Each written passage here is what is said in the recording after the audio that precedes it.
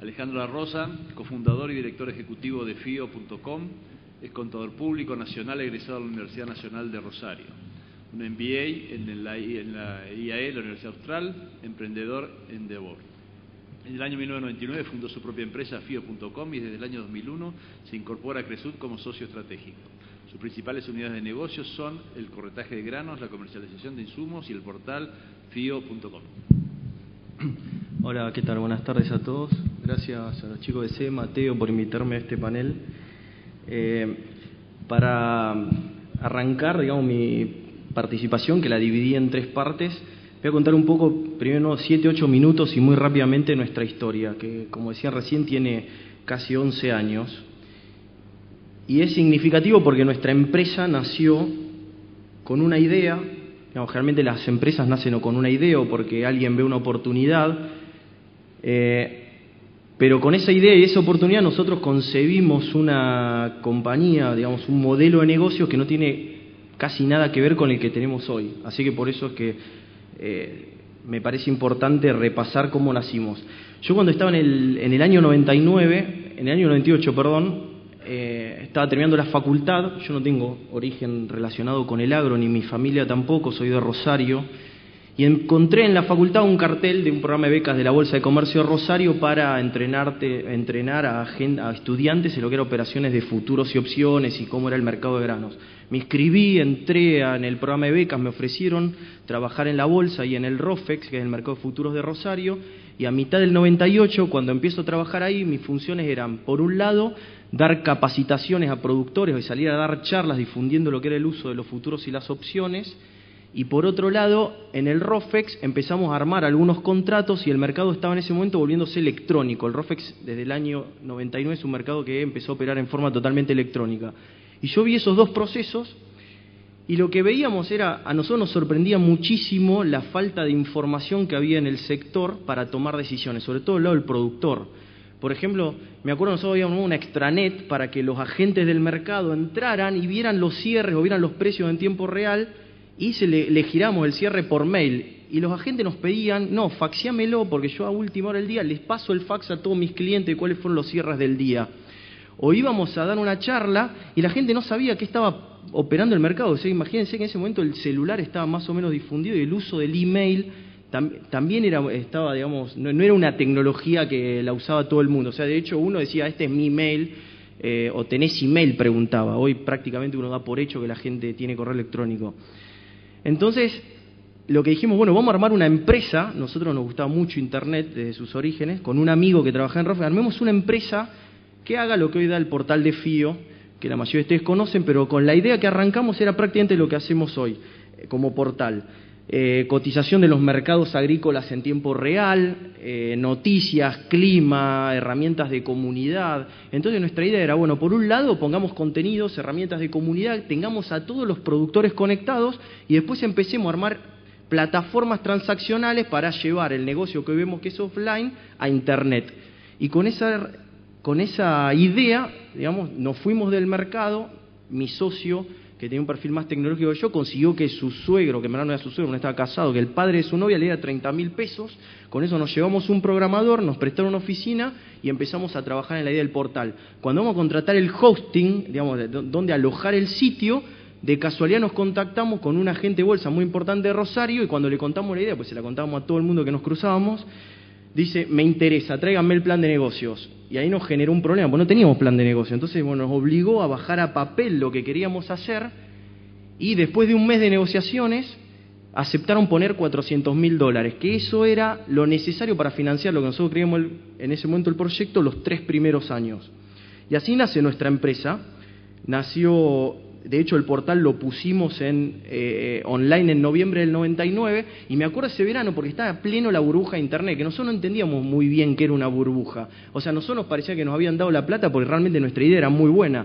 Después nos empezamos a dar cuenta que nos daban la plata porque todo el mundo tenía una fiebre de poder invertir en Internet. Y ese verano nosotros queríamos ir a la Expochacra a presentar nuestro portal y pensamos que íbamos a ser la única empresa. Me acuerdo de la Expochacra fue en Uranga, marzo del 2000. Cuando llegamos había 20 compañías de Internet presentándose, algunas con stand que eran casi un plot de no sé cuánto. Nosotros teníamos un humilde lugarcito adentro de una carpa Y la verdad estábamos totalmente desanimados. Y nosotros veíamos que nuestro portal, como calidad de producto, para nosotros era el mejor, pero no teníamos plata para seguir la carrera que se estaba generando. Entonces dijimos, vamos a buscar un socio estratégico.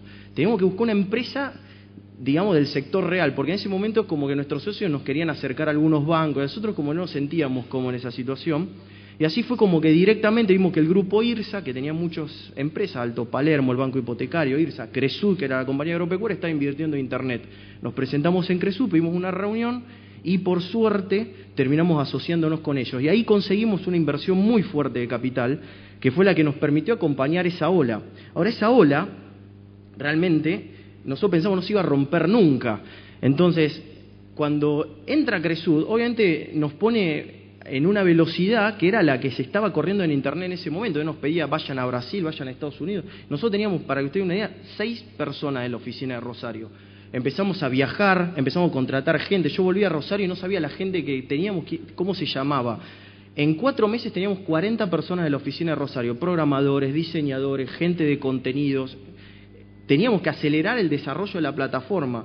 Ahora, ¿qué pasó en el medio? La burbuja de Internet se rompe y en diciembre del 2000, esto es una locura, pero realmente pasó. Nosotros todavía no habíamos impreso ni las facturas para facturar a lo largo de toda esta historia.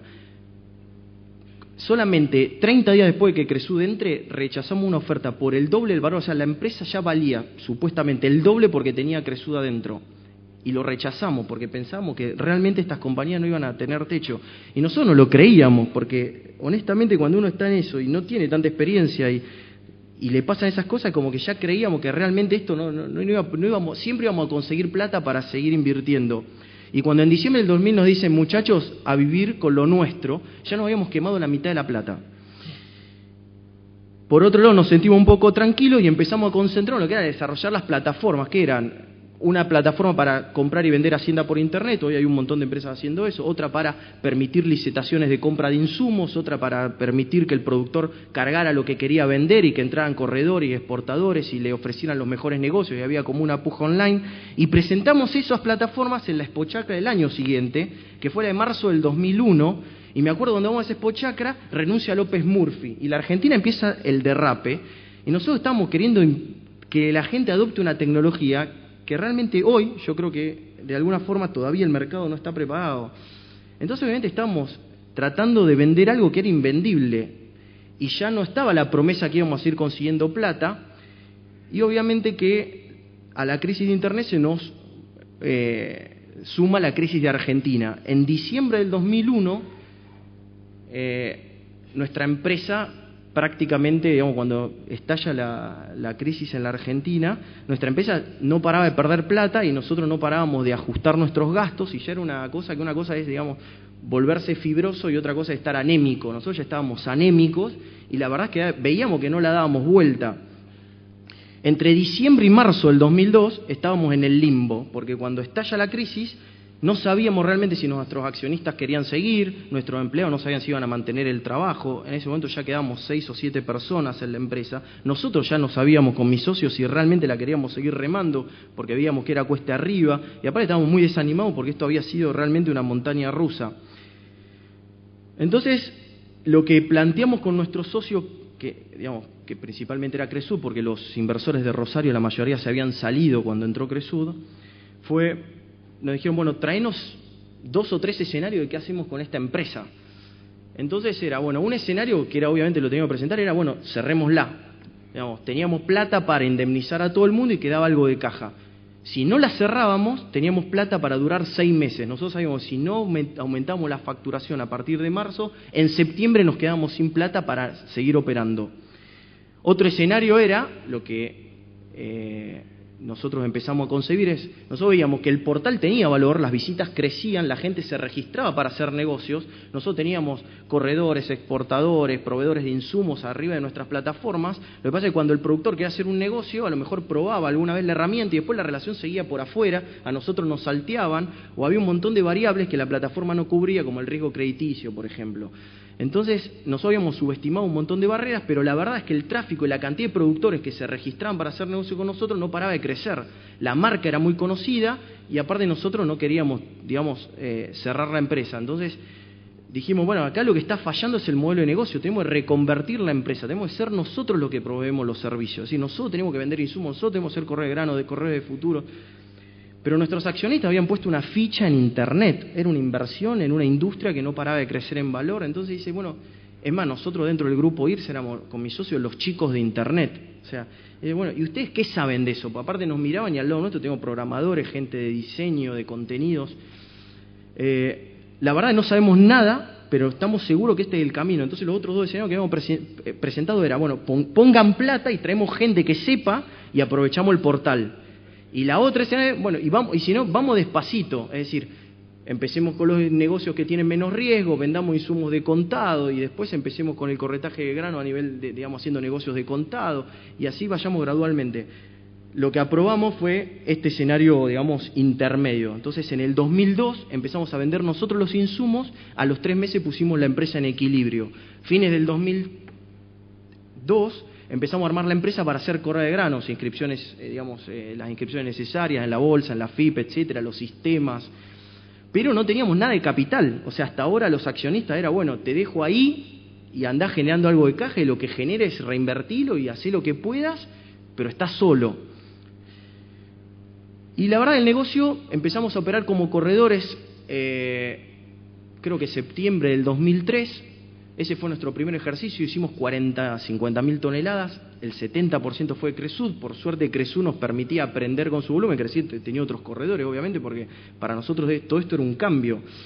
Y bueno, y la empresa fue en el 2005, empezó con compra de opciones, en el 2007 empezamos a operar futuros en el MATBA, después empezamos a operar en Chicago, y bueno, y ahí la empresa sí empezó a crecer, y hoy realmente estamos planteándonos. Cresud hace 4 años empezó un proceso de expansión regional muy fuerte, está sembrando en más de 4 países, o sea, tiene más agricultura fuera de Argentina que adentro, y nosotros estamos preparándonos en este momento para darles servicio en todos esos países, para a partir de ahí empezar a proveer servicios a clientes, digamos, siguiendo el mismo modelo que hicimos en la Argentina.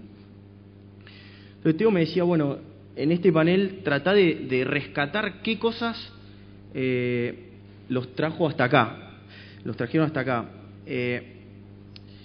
La primera que rescato es la actitud emprendedora, que dicho en criollo es darle para adelante y darle para adelante y darle para adelante. Pasa que quedaba mal ponerlo así.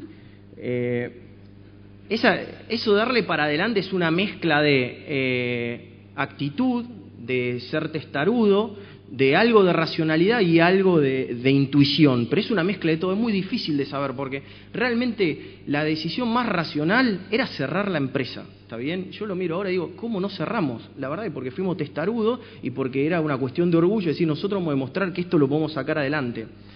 Ahora, a nosotros nos quedaban 3 o 4 personas que nos parecían clave y la teníamos que entusiasmar, y nosotros mismos teníamos que mantener el entusiasmo después de toda esa montaña rusa que habíamos vivido entre el 2000 y el 2001. ¿Cómo hacíamos para estar motivados en este nuevo proyecto en el cual encima, obviamente, teníamos que crecer con la caja que generábamos? Entonces dije, bueno, pongámonos un objetivo, 2010, 1 millón de toneladas de físico. Entonces nosotros veíamos que si en el 2010... O sea, si estamos arriba de 1 millón de toneladas, nos poníamos, más o menos, porque no hay un ranking oficial, entre los 10 primeros correos de grano de la Argentina. Si no el 10, el 11, por ahí será. Entonces era como nos gustaba. Bueno, 2010, 1 millón dentro de los 10 primeros. Era una meta muy binaria. Ahora, no teníamos, cuando veíamos quiénes eran las empresas que estaban ahí, ¿qué tenían? Tenían volumen. Este es un negocio que cuanto más volumen uno tiene, mejores negocios tiene, y cuanto más mejores negocios tiene, mejores clientes genera. O sea, no teníamos volumen, no teníamos trayectoria. Las empresas estas tenían 50 años en el mercado, algunas 100, 110. No teníamos capital y tampoco conocíamos el negocio, porque como no podíamos contratar gente cara que venga y nos lo enseñe, lo teníamos que ir aprendiendo entre nosotros. Ahora, poner una meta clara y ambiciosa y grande nos permitió generar entusiasmo y saber que todos los años, aparte de cumplir el objetivo de ese año, tenemos que estar pensando cómo hacer el año que viene para alcanzar esa meta. Por suerte este objetivo lo superamos el año pasado y ahora nos pusimos en el 2015 triplicar esta meta, lo cual nos pondría cerca de los 5 o los 4 primeros. La segunda, digamos, cosa que rescato es la creatividad. La creatividad es hermana de la necesidad. Como no teníamos todo lo que acabo de enumerar, tuvimos que ser creativos. Entonces, por ejemplo, no teníamos plata para hacer digamos, ¿cómo comunicábamos que nuestros servicios eran distintos? Bueno, empezamos a usar monetizar el portal en especie, intercambiamos todo lo que se le ocurra con las empresas a través del portal. Después, con descomoditizar el servicio me refiero a que nosotros sabíamos que si pasamos los mismos precios, los mismos negocios, pasaba todo el mundo, no íbamos a poder cumplir nunca eso, teníamos que diferenciarnos, teníamos que pensar las cosas en forma distinta. Entonces empezamos a armar grupos de comercialización, empezamos a segmentar a nuestros clientes por perfil de empresa y adaptar nuestros procesos para asesorar a los clientes y recomendarles los negocios de acuerdo a lo que ellos necesitaban. Es decir, tratamos de ver, creo que la ventaja de no haber tenido gente o no haber sido haber participado ya de otra empresa que hacía estos negocios, que nos permitió desestructurarnos, romper modelos mentales, como decía recién Alejandro, y pensar el negocio desde una óptica distinta. Y después lo mismo con la relación con los clientes. Nosotros entendíamos que si nos enfocábamos en el productor y entendíamos el negocio del productor mejor que nuestros competidores, ahí teníamos una ventaja. Y siempre nuestro foco fue tratar de entender el negocio del productor. Hoy tenemos servicios de asesoramiento y hasta hay clientes que les llevamos la posición, aunque operen con otras empresas. Es decir, empezamos a hacer cosas que la mayoría de nuestros competidores no hacían dentro de un servicio tradicional y centenario. Después la capacidad de aprender. Teníamos que aprender. La empresa tenía que aprender, no tenía que aprender yo personalmente. La organización tenía que aprender. Y nos dimos cuenta que la única forma de aprender es que el conocimiento no lo tuviera yo o alguno de los chicos que trabajan conmigo en la cabeza, sino que fuera explícito. El conocimiento explícito es que esté en los procesos de trabajo de la organización y en los sistemas de trabajo. Entonces, ahí hay distintas fotos de algunos de nuestros proyectos. Por ejemplo, certificamos normas de calidad en el 2006. Hoy tenemos todos nuestros negocios certificados. ¿Qué nos da trabajar bajo normas de calidad? Que obviamente la empresa está obligada a trabajar en un sistema de aprendizaje continuo. Cada problema operativo, cada incidente genera que la empresa tenga que ver las causas, plantear acciones correctivas, medir que esas acciones correctivas solucionaron las causas del problema y que el mismo no se produzca. Y eso fue lo que nos permitió escalar el negocio y crecer al ritmo que crecimos sin quemar a todos los clientes, porque en algún momento, en el medio de este crecimiento, empezamos a tener problemas operativos muy fuertes. O, por ejemplo, crear el concepto de UFIO. Tenemos un problema, toda la gente que contratamos era muy joven en la empresa, o sea, FIO pasó de tener 7 personas a tener más de 80 en 6 años. Entonces, ¿cómo hacíamos para que el conocimiento fuera de todo? Entonces agarramos todas las áreas de la empresa, que son las que enumeró Teo y algunas más, y le pedíamos al responsable que lo que él sabía hacer lo convirtiera en un curso. Y después esos cursos se los empezamos a dar a clientes, y después empezamos a dárselo a la comunidad. Y hoy, por ejemplo, muchas universidades de Rosario mandan estudiantes a FIO a hacer programas de formación como el que yo hice en el 99 y FIO después tiene un programa de becas y después gran parte de esos chicos terminan trabajando en la empresa. Y por último, como factor, la confianza.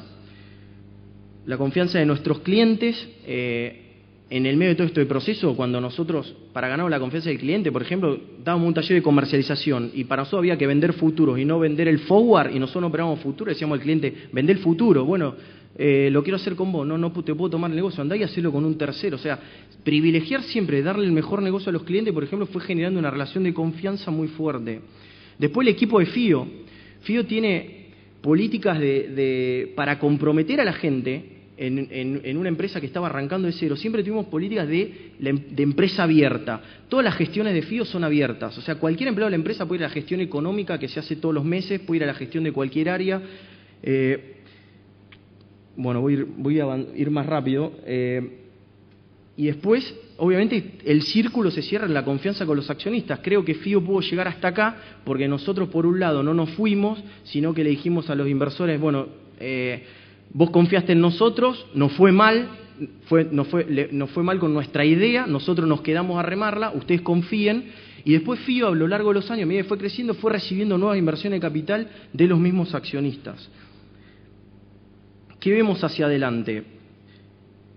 Como motores del cambio, creo que Teo ya lo mencionó, digamos, vemos que el sector, esto ya es para el sector en general, vemos un sector que crece en profesionalismo, tener gente cada vez más talentosa, más preparada, o sea, requiere de gente cada vez más cara, y para eso se requiere una mínima escala. Es decir, para tener un buen tipo en finanzas, un buen tipo en comercialización, un buen tipo en procesos o en producción, se requiere cierta escala, si no es imposible. O sea, nosotros la escala la vemos del lado de que para competir hace falta tener a los mejores talentos. No lo vemos tanto de que el que siembra 50.000 hectáreas compra tanto más barato o vende más caro que el que siembra 5.000, porque de hecho lo vemos en nuestros clientes, las diferencias en el precio de compra o en el precio de venta no son muy significativas como para justificar la escala. Lo que justifica la escala es que el que siembra 50.000 hectáreas tiene determinados profesionales que saben cómo comprar, cómo vender, cómo manejar los riesgos, y eso es lo que justifica la escala. Y como esa escala obviamente se genera sobre una base de hectáreas o de mercado agroquímico o de tonelada a comercializar que es finita, lleva a la concentración. Entonces, ¿cuáles son los factores claves para competir? Y acá pongo las empresas de servicio o el productor agropecuario, porque honestamente creo que son los mismos factores. O sea, yo cuando miro qué tiene que hacer FIO para competir o qué tiene que hacer un cliente nuestro, es casi lo mismo, porque la verdad es que uno produce y el otro comercializa commodities. O sea, casi ninguna de nuestras empresas tiene algún activo estratégico basado en una patente que nos permita tener márgenes muy superiores al resto. O sea, básicamente hacemos todos lo mismo. ¿En qué nos diferenciamos? En cómo lo hacemos. Uno es pensar a largo plazo, ya lo nombraron Teo y Alejandro, que eso realmente es un quiebre cultural. Como argentinos somos cortoplacistas, con lo cual tener una empresa que piensa en largo plazo es muy difícil por cómo somos como argentinos. Invertir en capital humano, como conté recién, generar alianzas, esto también culturalmente es muy difícil. Estas cosas son muy fáciles de decir, muy difíciles de hacer. Nosotros somos muy individualistas, entonces cuando uno genera una alianza o cuando tiene un socio, siempre se está fijando si mi socio trabaja más o menos, si yo puse más o menos. Entonces uno hace la alianza y la alianza se termina cayendo porque en algún momento uno siempre está mirando si está desbalanceado y la termina rompiendo. Cuidar el ecosistema de negocios, creo que eso también lo hablaron, cuando creo que Teo mostró una frase de Alvarado que me encantó. Esto básicamente habla de lo mismo. O sea, realmente es muy difícil tener una empresa exitosa en un sector que está todo enfrentado. Y lo que está pasando estos últimos años en el mercado realmente me parece muy preocupante y es responsabilidad de todo que lo cuidemos. O sea, las intervenciones del mercado y todas las avivadas que se generan a partir de ese tipo de intervenciones. Y después creo que hay que soñar con expandirse regionalmente. O sea, yo lo que veo, el agro argentino es uno de los agros, probablemente una de las cadenas más competitivas del mundo, si no es la más. Con lo cual, siempre digo, ¿por qué las empresas argentinas no van a otros países o no se vuelven multilocales, regionales, multinacionales o como las quieran llamar? ¿Es solamente por nuestra historia económica, decir que la Argentina es tan inestable que las empresas nunca lo logran, o es por nuestros modelos mentales? O sea, yo creo que el agro es un sector que puede generar muchas empresas regionales. Creo que eso es solamente una cuestión de, en vez de poner nuestra próxima oficina a 100 kilómetros, pongámoslo a 2.000, y en trabajar de otra forma, y creo que eso le haría muy bien no solamente a la empresa, sino también al país. Y para terminar, Teo habló de liderazgo. Yo el liderazgo lo vinculo con la cultura. Como decía recién, lo que hacemos todas nuestras empresas es muy similar. Entonces, ¿qué nos diferencia? ¿Cómo lo hacemos? Y cómo lo hacemos está basado en la cultura. La cultura en una organización yo veo que es como el inconsciente en las personas. Uno puede no ser consciente que tiene un inconsciente, pero lo tiene, ¿está bien? Uno puede ser no ser consciente que tiene una cultura organizacional, pero la tiene. Cada vez que está tomando una decisión, cada vez que está privilegiando hacer esto sobre lo otro, cada vez que premia a una persona por sobre la otra, está generando cultura, está diciendo yo valoro esto y no valoro lo otro. Entonces, si la cultura es tan importante, a mí me parece que como organización tenemos que plantearnos qué queremos como cultura. Es decir, yo quiero una cultura que sea de determinada manera, porque cuando uno pone esas cosas explícitamente, después se vuelve una meta y todo el mundo lo está mirando. O sea, nos está mirando la gente que trabaja con nosotros, nos está mirando nuestros accionistas, nos están mirando nuestros clientes. Entonces yo digo, FIO trabaja de esta forma, es un compromiso público que el día que lo destruí lo más importante que tiene la compañía, que es la confianza. Entonces, para no contar la cultura de FIO, le voy a contar la cultura de un amigo al cual yo admiro mucho y cuál es su cultura, ¿está bien? Siempre decimos, bueno, ¿por qué el Barcelona es tan exitoso? ¿Porque tiene los 3 mejores jugadores del mundo? Yo creo que no. O sea, la pregunta en todo caso sería, ¿por qué los 3 mejores jugadores del mundo juegan en el Barcelona? ¿Qué hacen estos tipos? Digamos, si el Barcelona fuera distinto, estos 3 jugadores serían los mejores del mundo. Así, si Messi jugara solamente en la selección argentina, para ponerlo de otra forma, ¿sería el mejor jugador del mundo en forma indiscutida? ¿O decimos que es el mejor del mundo y volvemos a jugar en el Barcelona? Entonces, yo rescato del Barcelona el equipo sobre las individualidades. O sea, está claro que Guardiola o los técnicos que lo antecedieron, cada vez que ha tenido que borrar alguna individualidad, Ronaldinho, Eto'o, Zlatan o el que sea, porque no sumaban al equipo, los borra. Y fíjense una cosa interesante del Barcelona, tiene procesos de selección, de compra muy rigurosos, pues no es un equipo que compre muchos jugadores, pero para mí son más rigurosos en sacarlos a los que no funcionan. Y eso me parece muy importante para una compañía, porque uno puede ser muy riguroso en la selección, pero igual se va a equivocar, pues seleccionar gente es muy difícil. Es más importante saber sacar a los que no funcionan a tiempo. Los talentos al servicio del equipo, fíjense, por ejemplo, quién levantó la copa cuando ganó la Champions, no fue el mejor jugador del equipo, que es Messi, no fue el capitán de ese partido, que fue Xavi, no fue el capitán, que era Puyol, sino que lo levantó a Vidal. Y yo creo que ese tipo de actitudes son muy fuertes para el equipo, esos mensajes son poderosísimos y trascienden lo que es la táctica en el juego o cualquier otra cosa. Bueno, sabe leer el juego, está claro, y es flexible, sabe plantear cambios, logra resultados, o sea, si no todo esto sería un piripipí, todo lo que acabamos de hablar se justifica realmente si la organización genera resultados. Y por último lo hace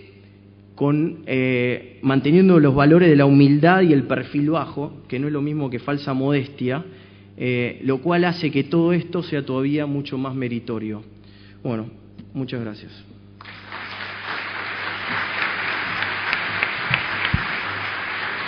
Muchas gracias, Ale.